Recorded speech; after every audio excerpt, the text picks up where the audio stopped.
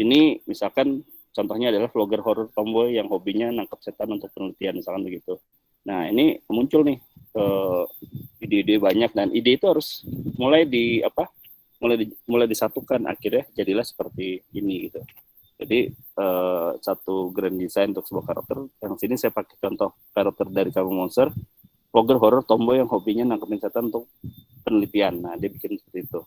Nah terus soal ide mapping juga buat teman-teman yang bikin yang suka bikin genre fantasi itu nanti akan istilahnya akan ketemu nih. Jadi ada istilah yang disebut sebagai archetype.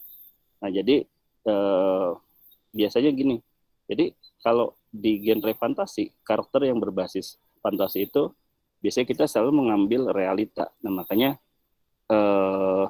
jadi realita ini nanti kita rombak, jadi akan kita idekan.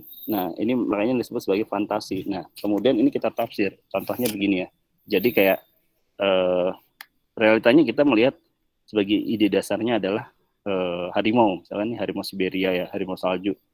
Nah cuman harimau tersebut kemudian kita kasih label, oh dia adalah king of tiger, atau misalkan dia adalah apa nih sebutannya, mungkin harimau dari neraka atau harimau dari surga atau apalah gitu ya.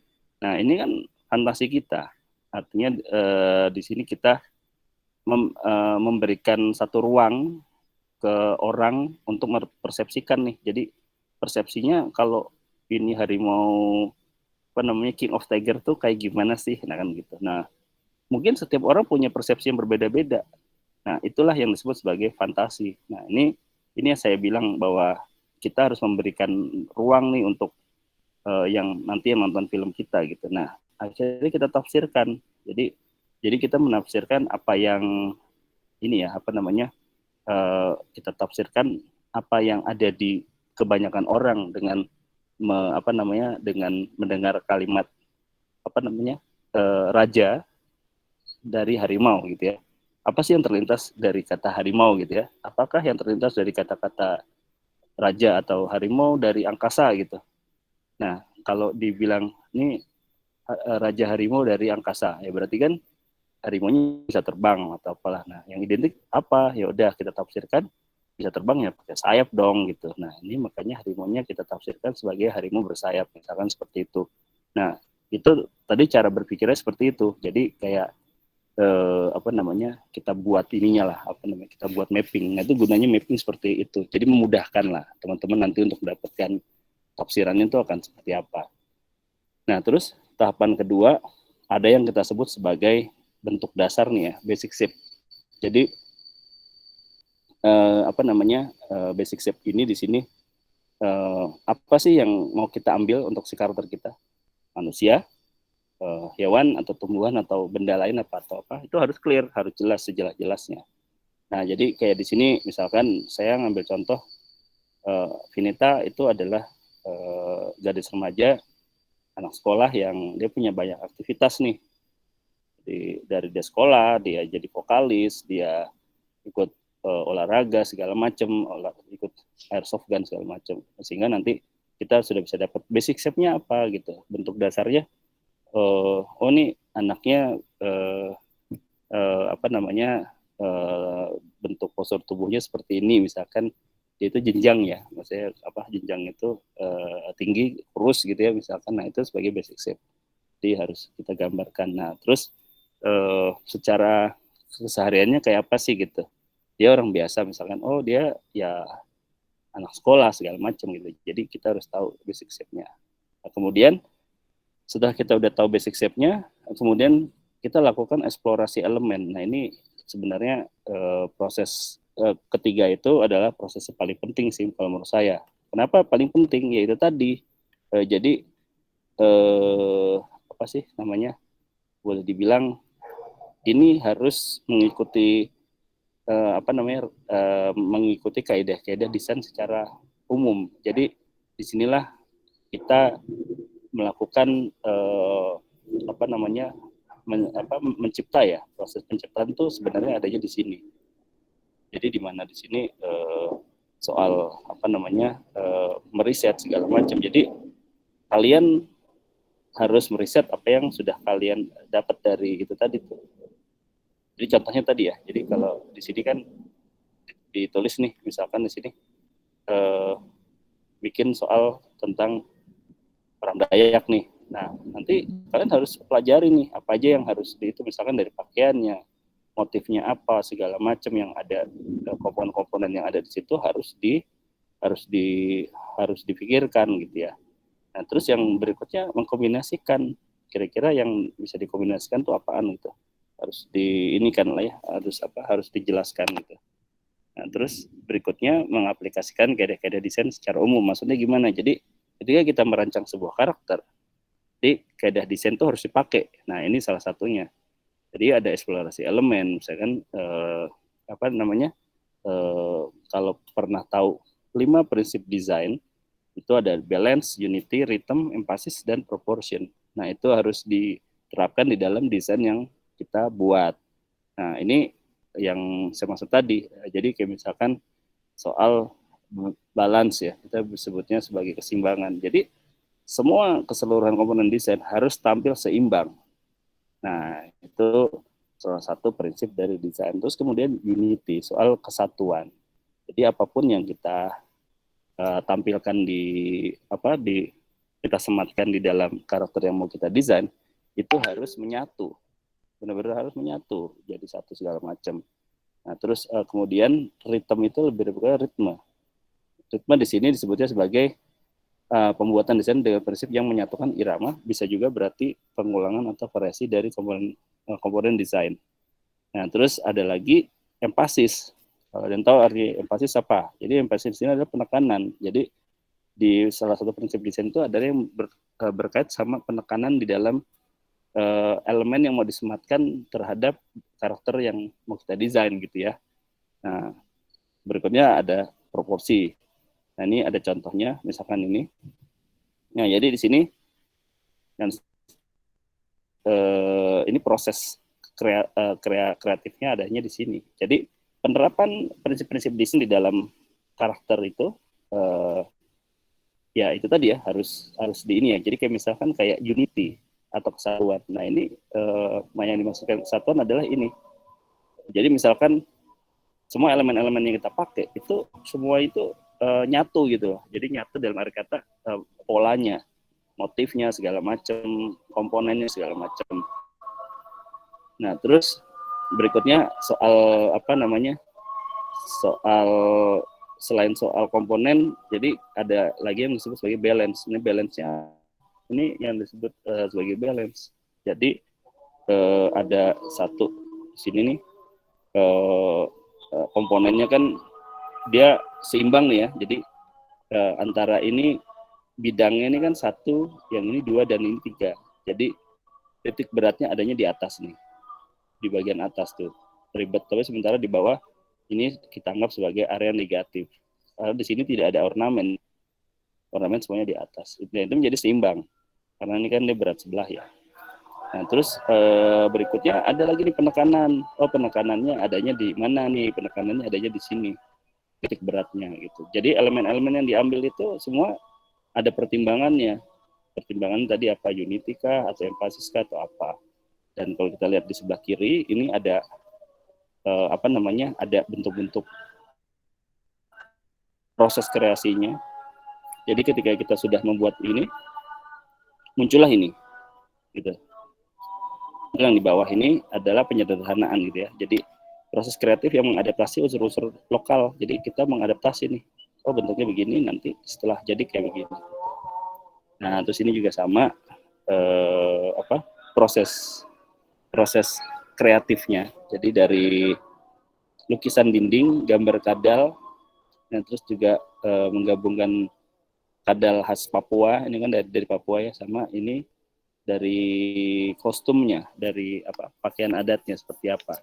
Nah, begitu digabung jadinya seperti ini gitu. Nah, ini juga sama.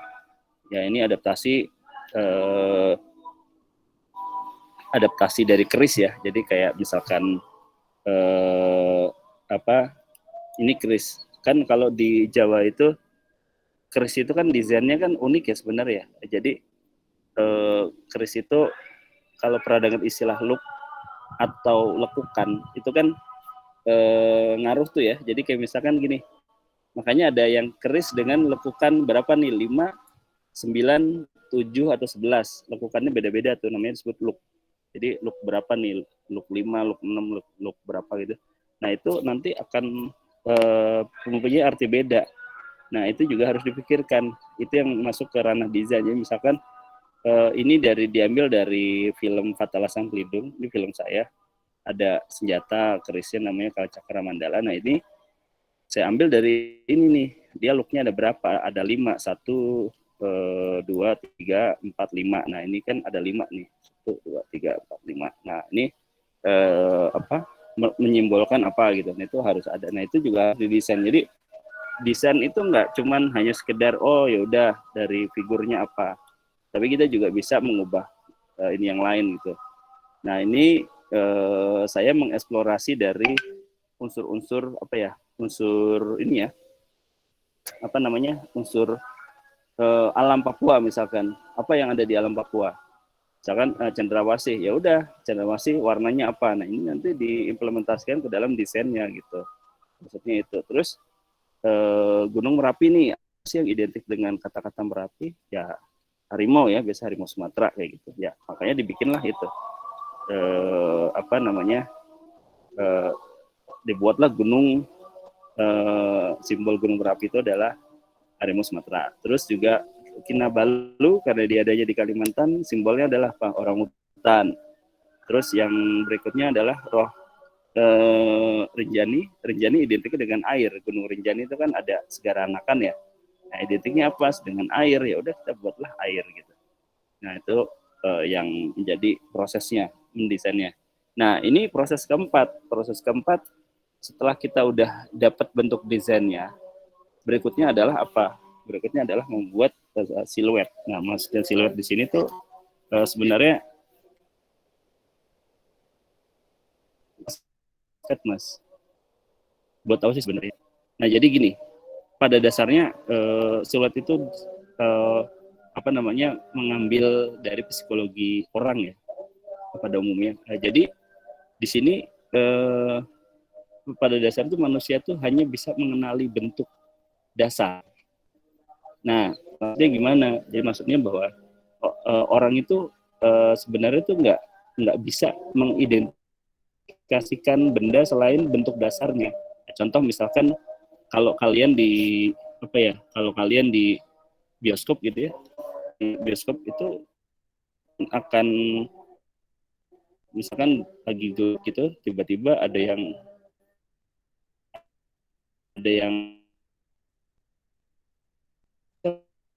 ngomongnya, tapi kalian tidak bisa bilang kan, oh itu atau itu kucing Himalaya, tapi kalian pasti bilangin kucing gitu, karena apa? Kucing gitu. Nah ini kenapa ini dianggap sebagai apa, basic untuk memiliki lihat misalnya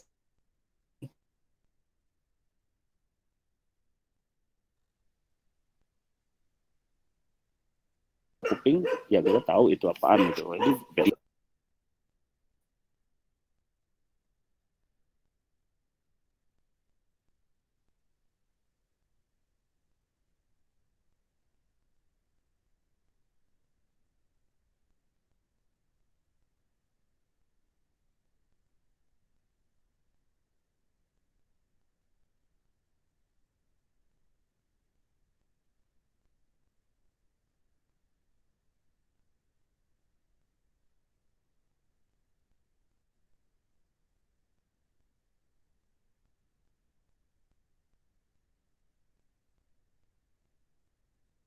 Materinya oh, Pak Alfi. Ya.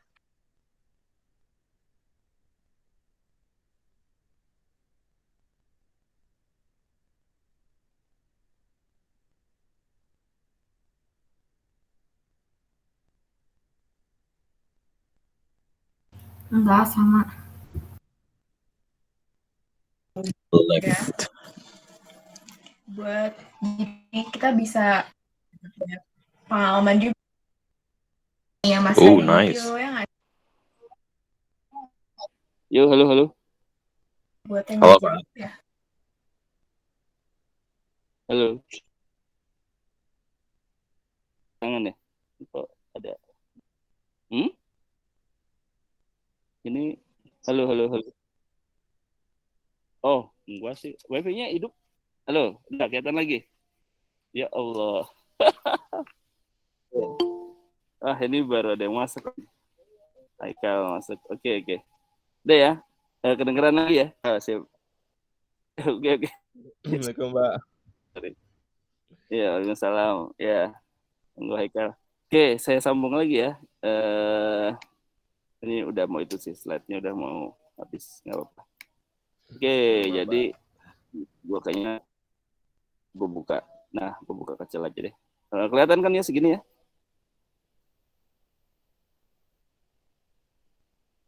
Ya, kelihatan. Nah, jadi apa namanya? Nih, jadi kalau kita bikin karakter otomatis kan ada identitas yang jelas nih. Misalkan namanya siapa, tempatnya di mana dan segala macam ya. Jadi maksudnya itu harus clear, benar-benar harus clear. Jadi buat apa gunanya memberikan identitas terhadap si karakter yang kita bikin? Salah satunya adalah untuk memudahkan memudahkan orang itu mengenal ceritanya tuh kayak apa sih. Jadi karena kan kalau kita bilang bahwa si karakter ini kan di dalam perannya di dalam cerita itu kan dia punya peran sangat penting tuh, yang sosok karakter itu ya. Jadi entah itu karakter utama ataukah komplemen atau apa gitu ya. Nah, tentunya karena dia harus ditulis latar belakangnya segala macam gitu ya, dan itu harus relate sama ceritanya gitu ya. Ini hubungan sama dia begitu. Nah, ini nanti sebenarnya yang saya bilang tadi, jadi sebenarnya ini tuh nggak jauh beda dengan namanya tuh storytelling. Jadi contohnya gini deh, misalkan kalian misalkan lagi liburan ke Jogja gitu deh, misalkan lagi ke Jogja atau ke Bali gitu ya, terus kalian beli masuk ke dalam satu toko nih, misalkan ke toko barang antik ya.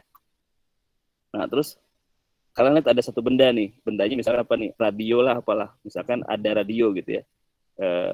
Terus wah, ada radio antik nih, mau kalian beli, kalian tanya harganya, terus si orang yang jual bilang harganya 1 miliar. Wah, kalian kaget dong pasti. Wah, gila, masa radio gini 1 miliar, padahal saya beli di toko loak harganya paling nggak cuma 500.000 paling mahal misalnya begitu. Nah, pertanyaannya adalah kenapa 1 miliar? Nah, kalian kan pasti akan nanya.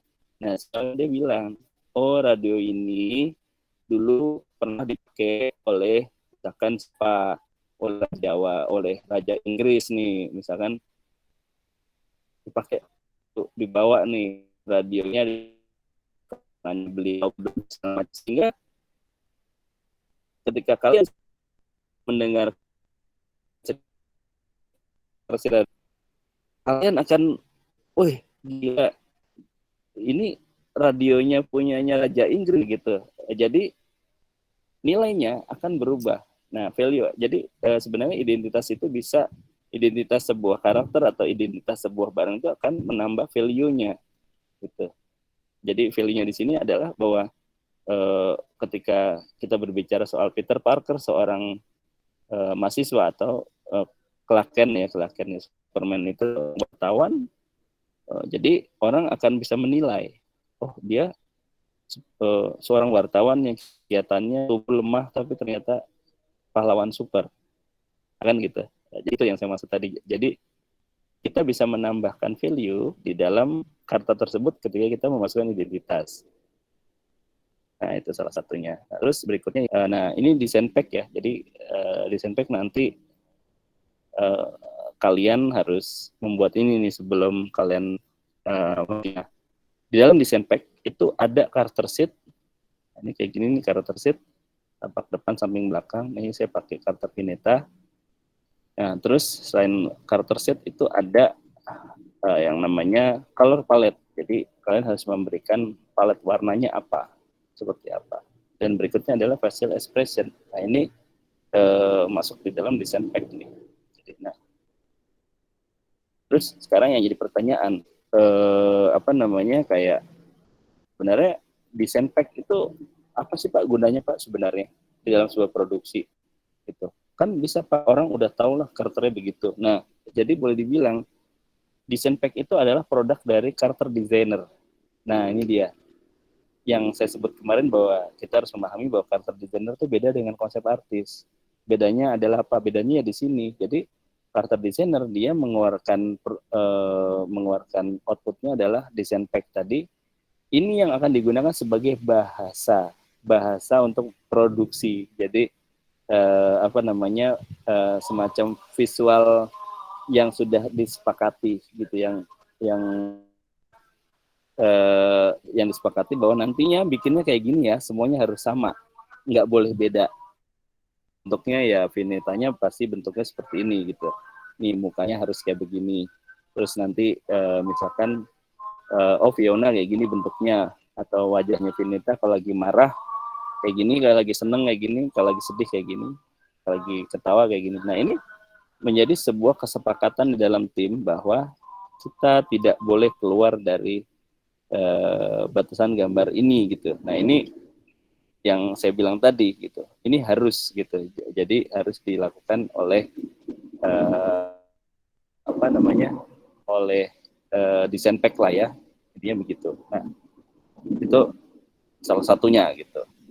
Nah terus kemudian facial expression. Nah facial expression juga sama. Jadi nanti teman-teman harus membuat nih. Jadi kalian membuat ininya ya, membuat bentukannya kayak apa sih gitu. Jadi kan setiap karakter itu harus unik ya, itu yang saya bilang tadi.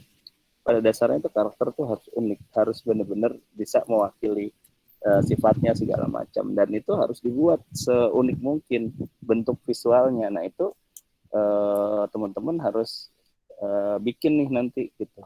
Oh kalau karakternya begini ntar gimana kalau lagi ketawa gitu. Jadi itu harus ada. Nah ini masuk ke dalam desain pack.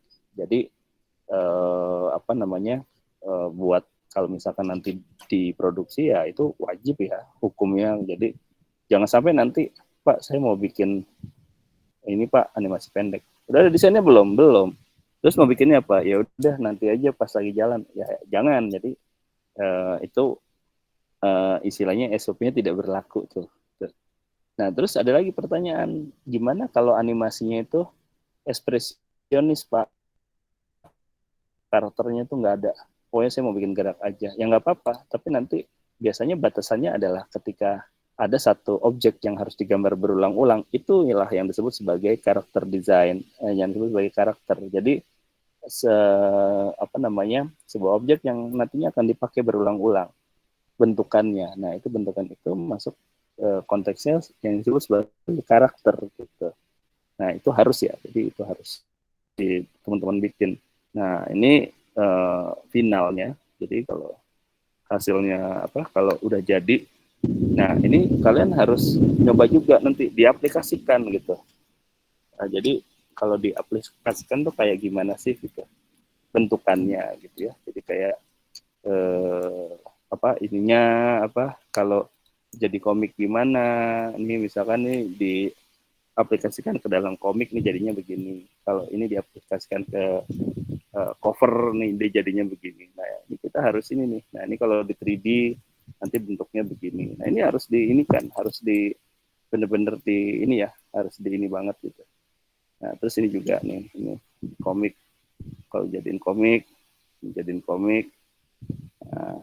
komik kan. Terus kalau di animasi kayak gimana, ini kalau dianimasikan ntar jadinya begini atau begini, misalkan ini dijadiin virtual youtuber ntar jadinya begini atau kayak begini. Jadi emang harus ini ya, harus apa, harus ini harus apa, kita harus ngetes juga. Jadi karakter kita itu kalau nantinya diaplikasikan ke dalam apa namanya, ke dalam ke dalam media apapun itu akan gimana. Nah ini juga harus teman-teman ingat juga. Jadi ketika kita mendesain sesuatu harus dipikirkan baik-baik. Ya itu tadi yang saya bilang, dipikirkannya nih gimana. Dipikirkan kalau nanti dia untuk media A itu gimana, media B gimana, atau media C gimana. Di komik gimana, di animasi gimana. Nah ini biasanya gini nih, ini ada satu tips. Jadi biasanya kalau kita membuat karakter untuk keperluan komik gitu ya. Jadi kalau misalnya kita membuat di keperluan komik, karena ini gambar diam ya, jadi kita mungkin masih bisa kompleksitas dari karakternya masih bisa kita samakan gitu. Ini kan juga karakternya sama nih, Vinita juga, tapi ini versi yang di komik, jadi masih kita bisa bikin sesederhana mungkin. Nah cuman kalau misalnya kita bikin di 2D animasi, karena 2D animasi itu sifatnya pengulangan, jadi harus ada penyederhanaan di dalam proses mendesainnya. Nah, jadi harus lebih simpel ya, garisnya harus dikurangin segala macam. Nah, kecuali kalau itu nanti hasil akhirnya adalah 3D. Nah, 3D itu harus dibikin sedetail mungkin gitu. Nah, ini misalkan ini kan 3D ya. Ini dia. Nah, 3D kita bisa bikin detail nih, part-partnya segala macam. Sehingga nanti inilah kita jadi tahu gitu, oh ininya begini gitu. Ini bentuknya begini gitu. Jadi kita harus kenalin dulu nih medianya mau dijadiin apa, sehingga nanti begitu udah udah dibuat itu cocok gitu loh. Jadi jangan sampai nanti malah nyusahin kita gitu loh, ntar bikin 2D malah detail ribet kayak gitu kan nggak oke lah ya gitu. Nah gitu kira-kira. Oke, sampai sini ada yang mau ditanyakan apa? Ayo, mau ditanyakan soal karakter desain, karena habis ini nanti saya akan jabarin proses-prosesnya, jadi nanti akan menjadi tugas setelah UTS ya. Jadi nanti gini, setelah UTS itu nanti kalian akan akan melakukan sebuah produksi film sederhana nih, animasi yang simple lah boleh dibilang gitu. Nah itu nanti coba ini ya kalian kalau bisa udah dicicil dari sekarang nih, dirancang dari sekarang gimana caranya supaya supaya nanti ntar kita pas kita udah selesai tuh kita udah bisa siap diproduksi. Nah jadi ini ntar gini, saya sih prefernya sih sebenarnya kalau mau coba untuk awal itu pakai stop motion dulu. Jadi nih kalian udah bisa menggunakan material ya. Jadi material-material yang emang ini ya, yang banyak bisa dijumpai gitu. Itu sangat mudah sekali. Jadi saya pengen kalian bikin yang mudah dulu nih animasinya. Ceritanya juga nggak usah rumit-rumit gitu. Apa gitu misalkan, oh saya mau bikin tentang kaleng nih, kaleng sarden gitu ya. Kaleng sarden yang bergerak gitu. Bisa kalian melakukan proses animate-nya dengan kaleng sarden itu gitu. Jadi ntar saya kasih pipeline-nya. Gitu. Nah cuman nanti ini antara tugas sama bukan ya, karena sebenarnya hari ini nih saya pengen kalian itu udah nge-set up dulu, jadi semacam pre-produksi. Jadi kalian buat animasi pendek nanti ya buat abis UTS. Nah itu minimal itu 1 menit nih, minimal ya, minimal 1 menit. Bebas materialnya. Misalkan kalian mau pakai, Mas, saya boleh pakai 2D nggak? Boleh, silahkan. Mas boleh pakai 3D, boleh, atau mau pakai stop motion. Nah, tapi saya pengen menyarankannya itu pakai stop motion. Kenapa stop motion? Karena itu paling sederhana. Jadi kalau dibilang animasi paling klasik itu sebenarnya bukan 2D animasi. Animasi paling tua itu adalah stop motion. Jadi ketika kita proses merekamnya adalah direkam melalui foto. Foto yang direkam berulang-ulang sehingga nanti gambarnya akan bergerak. Nah itulah stop motion gitu. Nah ini nanti untuk pipeline-nya si stop motion akan saya sampaikan di pertemuan berikutnya. Tapi untuk hari ini sampai nanti waktu habis UTS ya, jadi kita masih punya 2 minggu. Jadi teman-teman bisa coba cari idenya.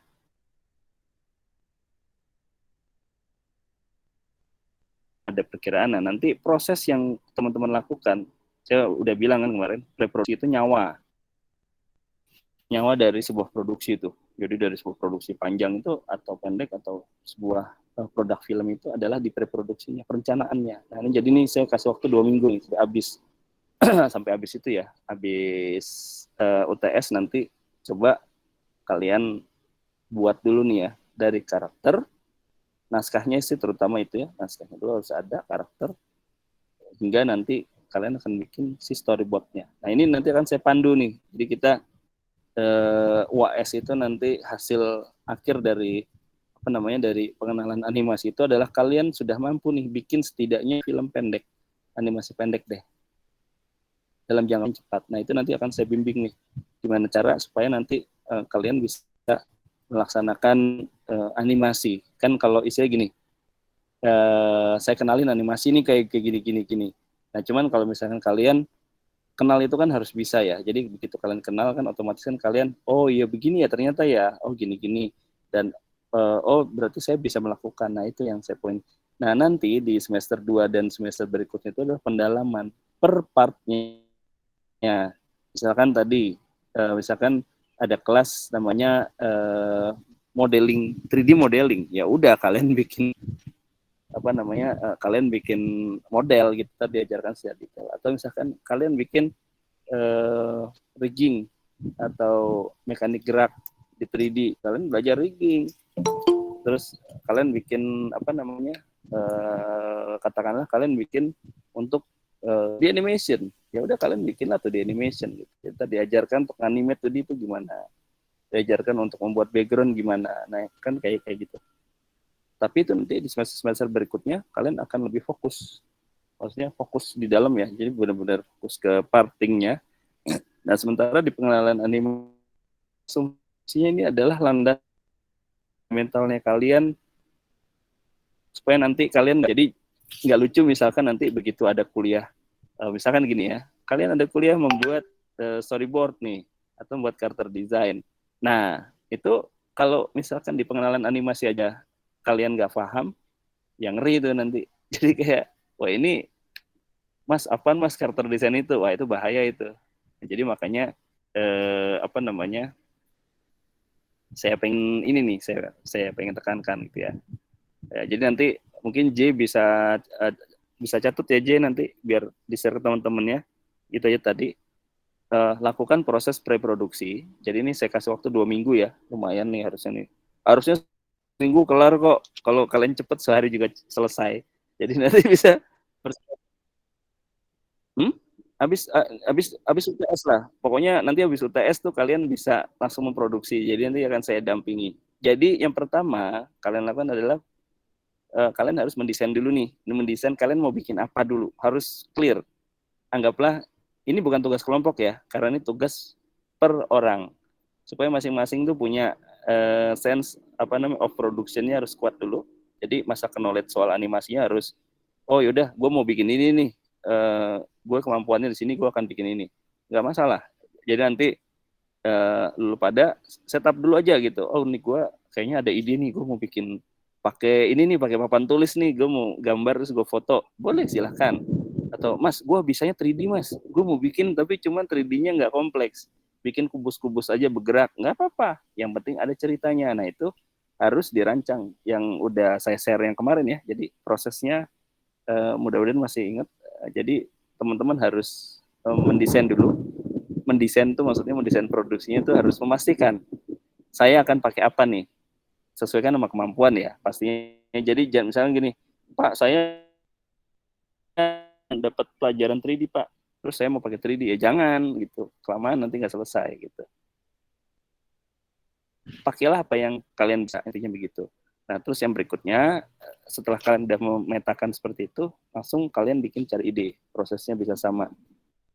Jadi nanti kalian bisa proses yang seperti itu ya, jadi di apa membuatnya kayak gimana gitu. Nah itu nggak masalah gitu. Nah nanti setelah turunkan ke board, oke silahkan bikinlah storyboard. Terus misalnya kalian nanti udah selesai storyboard, oh dibikin karakternya Pak, bikin aja nggak apa-apa. Nah itu nanti pendampingan itu akan saya laksanakan. Nah itu 2 minggu ya. Nanti setelah 2 minggu selesai, setelah UTS, saya akan lihat nanti. Misalkan, ayo siap kita produksi. Kita masih punya waktu sekitar 2 bulan untuk melakukan produksi. Ya 1,5 bulan lah gitu. Masih ada 8 kali pertemuan dan itu kalian bisa melakukan produksinya. Kira-kira gitu. Oke ya. Ada yang mau ditanyakan? Ayo. Ayo, monggo, monggo.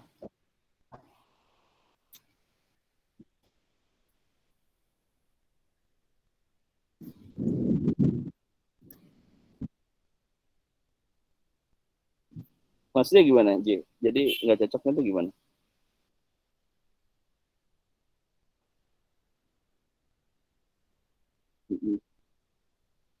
Oh, oke.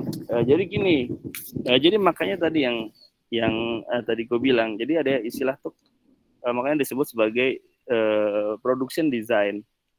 Makanya itu satu profesi baru, profesi di mana itu nanti dia yang akan mendesain produksinya. Produksinya itu bicaranya luas ya. Jadi nggak cuma aspek karakter desain aja, tapi keseluruhan dari teknis segala macam. Jadi si produser desainer itu ntar dia akan lihat, dia akan yang akan memilih gayanya apa sih filmnya ini, apa sih sebenarnya.